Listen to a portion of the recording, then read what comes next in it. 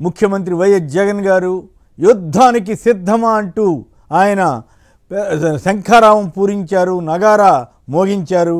వచ్చే ఎన్నికల కోసం వైఎస్ఆర్ కాంగ్రెస్ పార్టీ సమర శంఖారావం పూరించింది. ఎన్నికల యుద్ధానికి కేడర్ను సిద్ధం చేయడానికి భీమిలి నియోజకవర్గంలో సిద్ధం పేరుతో ఏర్పాటు చేసిన భారీ బహిరంగ సభలో పార్టీ అధినేత ముఖ్యమంత్రి జగన్ ప్రసంగించారు.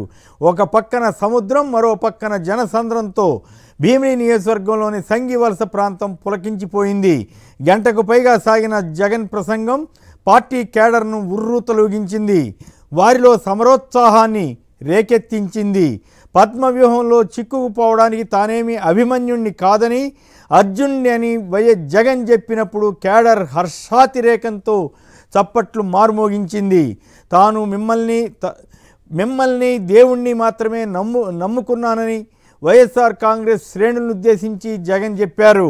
99% హామీలు అమలు చేసిన మనం 60 నుంచి 70 రోజుల్లో జరగబోయే ఎన్నికల యుద్ధంలో పాల్గొంటున్నామన్నారు.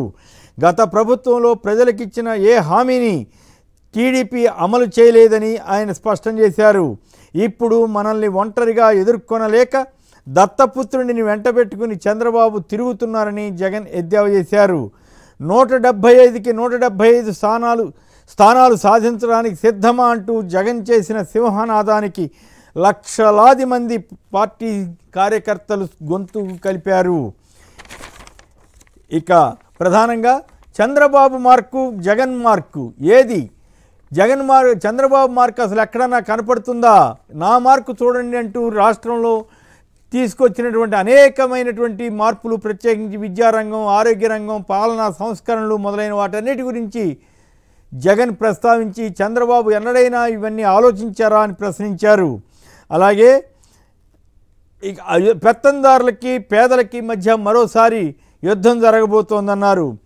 జగన్ని ఎన్నుకోవాల్సిన అవసరాన్ని ప్రజలకి మరొకసారి వివరించాలని, మన వైసీపీ అధికారంలో రాకపోతే ఇప్పుడు సాగుతున్నటువంటి సంక్షేమం, వాలంటీర్లు వెళ్ళి ఇంటికి వెళ్ళి అందజేస్తున్నటువంటి సహాయం ఇవన్నీ కూడా ఆగిపోతాయన్న సంగతి వారి దృష్టికి తేవాలని ఆయన సూచించారు. ఇక కేడర్లో ఈ మొత్తం సిద్ధం అన్న భారీ కార్యక్రమం పెద్ద జోష్నే నింపిందని చెప్పవచ్చు.